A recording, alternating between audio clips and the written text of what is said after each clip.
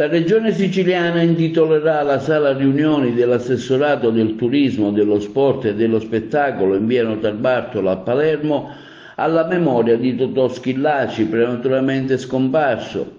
L'iniziativa, intrapresa dall'assessore Elvira Amata e condivisa dal presidente della Regione Renato Schifani, permetterà di rendere omaggio al campione di calcio palermitano con una cerimonia che sarà organizzata prossimamente. È doveroso, afferma il Presidente della Regione Schifani, perpetuare la memoria di un nostro conterraneo che grazie ai suoi gol ha fatto sognare gli italiani.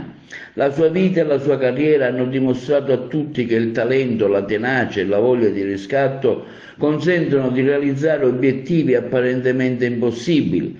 Ricordare Totò Schillaci, continua il Presidente Schifani, significa offrire un modello di umiltà e perseveranza alle nuove generazioni.